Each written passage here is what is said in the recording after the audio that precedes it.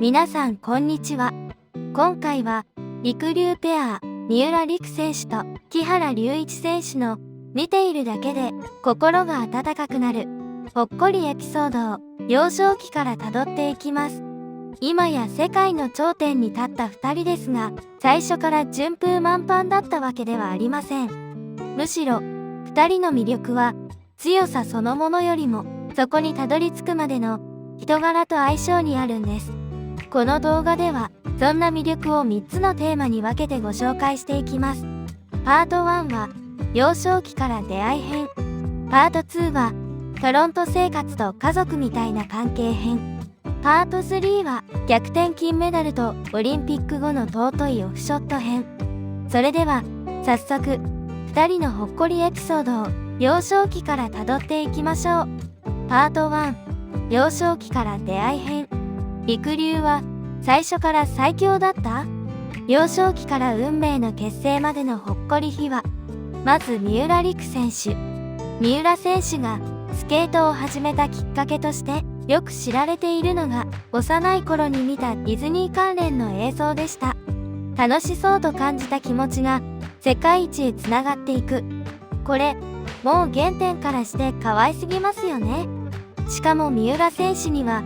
幼い頃からうっかりな一面もあります。後年の番組トークでは練習に行くのにスケート靴を忘れてしまうというエピソードまで明かされています。トップ選手の話なのに急に距離が近くなる感じがりくりゅうの魅力なんですよね。一方の木原龍一選手。木原選手は長い競技歴を持つベテランで、幼い頃からスケートを続けてきた経験値が後にりくりゅうの安定感の土台になっていきます。オリンピック経験も重ねてきた木原選手の落ち着きは演技だけでなく日常の場面でも何度も見えてきます。そして運命が動いたのが2019年、日本のフィギュア界に衝撃が走りました。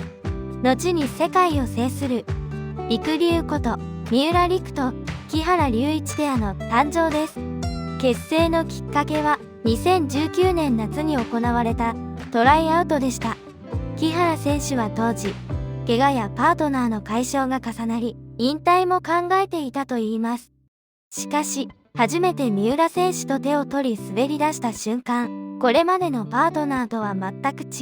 吸い付くような感覚をお互いに感じたそうです。手をつないだ瞬間の感覚、滑りのスピード感の一致、そしてオリンピックでも2人の決め技ともなったツイストリフト、頭上高くに放り投げ何回転もしてキャッチする高難度の技を初めて行い、いきなり成功するなど2人の相性は抜群でした。通常ペアが息を合わせるには数年かかると言われますが、2人は初日からトリプルツイストを軽々と成功。この運命の一日が日本ペア史上初のオリンピック金メダルへの第一歩となりました。デコボココンビな2人のスペックも見ていきましょう。2人の年齢差は9歳ですが、そのベテランの包容力と若手の勢いが見事にマッチしています。そして注目すべきはその身長差。木原選手が175センチ、三浦選手が145センチと、その差は約30センチ。この体格差があるからこそ、あのダイナミックなスロージャンプやリフトが生まれるんですね。さらに驚くのは、その年の11月に開催された NHK 杯で結成後わずか3ヶ月ながら総合5位に入っていることです。このスピード感、すごいですよね。後から見ると、この2人、最初から何かがぴったり合っていたと感じます。でも、当時から完成されていたわけではありません。むしろ、初期のりくりゅうには今につながる初々しい掛け合いがありました。後年の振り返り記事でも、木原選手が結果待ちで張り詰めて緊張している三浦選手を和らげるために、カメラ入ってるから笑顔で、といった言葉をかけたり、おどけてみせたりする場面は、2人の親密さとチームワークを象徴するエピソードとしてたびたび紹介されています。この時点ですでに2人の関係には競技の緊張をほどく独特のリズムがあったんだと思います。ここで注目したいのはりくりゅうの強さがただ技術だけでできているわけではないこと。ペア競技はジャンプの成功率だけではなく、相手の呼吸、間合い、安心感が結果に直結します。だからこそ、こういう小さな会話やちょっとした笑い合いってすごく大事なんですね。世界のトップに立つペアはもちろん練習量も技術も圧倒的です。でも見ていてこの2人なんかいいなと感じるペアには必ず日常の温度があります。りくりゅうはその温度が最初から見えていた。そこが多くの人が惹かれる理由なのかもしれません。そしてこの後2人は海外拠点での生活、コロナ禍、プレッシャー、そして世界一への道を歩んでいきます。次回パート2ではそんなりくりゅうの家族みたいな関係がよくわかるトロント生活のほっこりエピソードをたっぷり紹介します。圧力鍋カレー、オムライス、忘れ物チェック、そして木原隆一さんはトロントのお母さん。氷の上では世界最強。でも氷から降りるとこんなに親しみやすい。そんな2人の魅力、ぜひ一緒に楽しみましょう。パート2、トロント生活と家族みたいな関係編。トロントのお母さん爆誕。りくりゅうの日常が尊すぎる圧力鍋カレーと家族みたいな絆。パート2はりくりゅうペアのほっこりの革新。三浦璃来選手と木原龍一選手の家族みたいな関係に迫ります。りくりゅうの魅力を語るとき、演技のシンクロやスピードはもちろん外せません。でも、実はそれと同じくらい重要なのが日常の信頼関係です。2人はカナダ・トロントを拠点に練習を重ね、結成初期から同じコーチの下で積み上げてきました。異国の地での生活は、競技力だけでなく、生活の協力関係も必要になります。この生活の支え合いがりくりゅうの土台になっているんです。その象徴的なエピソードが木原選手のトロントのお母さん話です。テレビ出演時のトークとして報じられた内容では、三浦選手の忘れ物が多く、木原選手が練習場やリンクで忘れ物チェックをするのが日課になっていたそうです。しかも練習に行くのにスケート靴を忘れることまである。これにはさすがに驚きますが、同時にすごく微笑ましい。三浦選手の家族から木原選手がトロントのお母さんと呼ばれているというのも納得です。ただ、ここが大事なポイントで、木原選手は世話を焼いているだけじゃないんです。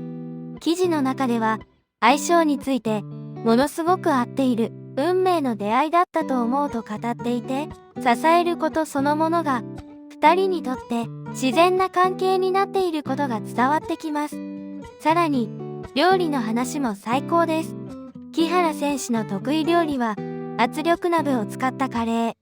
三浦選手がカレー好きなので月に 1,2 回は作ると話していて、ここだけ聞くともう完全に頼れる家族ですよね。一方の三浦選手はオムライスが好きで作るのも好き。でも木原選手曰く、味は美味しいけれどチキンライスを作る際にフライパンからご飯を派手に飛び散らせるのが悩みの種なのだが、木原選手がその様子をコンロの周りがお米だらけになると暴露しつつも仲睦まじく笑い合う姿はまさにファンを虜にする彼らならではのなんともほっこりするやりとりで、この空気感がそのままりくりゅうらしさです。